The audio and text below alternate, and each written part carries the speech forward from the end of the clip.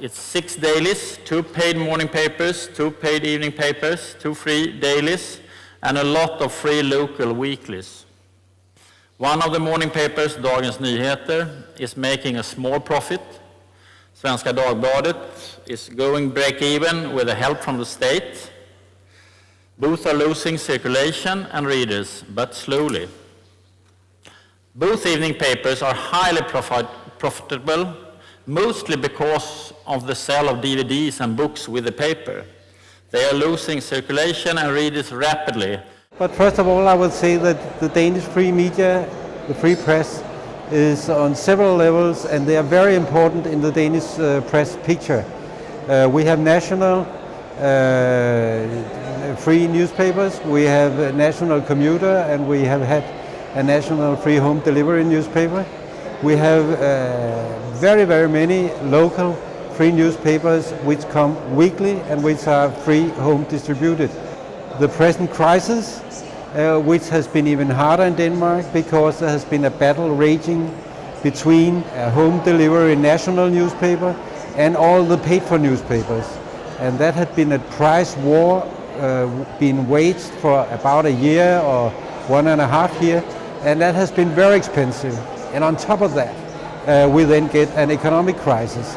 So everybody is saving costs and making moves into positions that they are surely they can defend.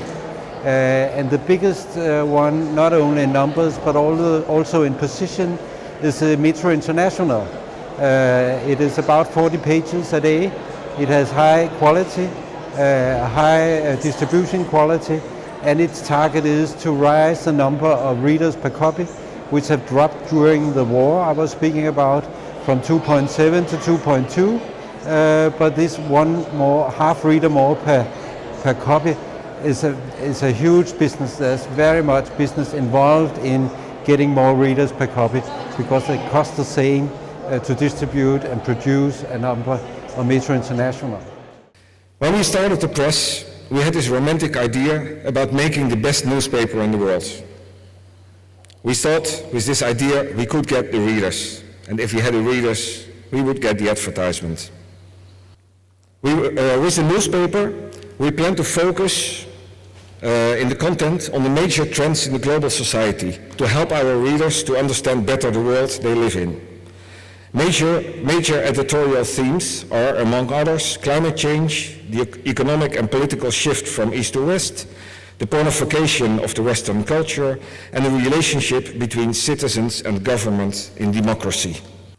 Of course, sometimes people ask me, hearing this, with a pessimistic grin on their faces, they ask, and what about the crisis, the recession, the depression? First, a recent survey, at least in the Netherlands, proved that in times of crisis, people tend to read more newspapers because of their credibility, the analysis, and their guidance. So let the crisis come. Dagblad de Pers now exists for about 2 years, and we started really with the idea to make the most beautiful newspaper in the world, at least in the long run. Because in the beginning, starting a free newspaper, it's very difficult, it's a struggle. And we also made many mistakes in the first year. We repaired that this year. So we are now in a position that we can slowly build on the results we made already. The good thing is that the audience in the Netherlands, at least the higher educated people, really see us as a quality newspaper. They like the newspaper, they read it. We have now a readership of about 900,000 to 1 million people every day. But that's not still good enough to get enough advertising money to be break even.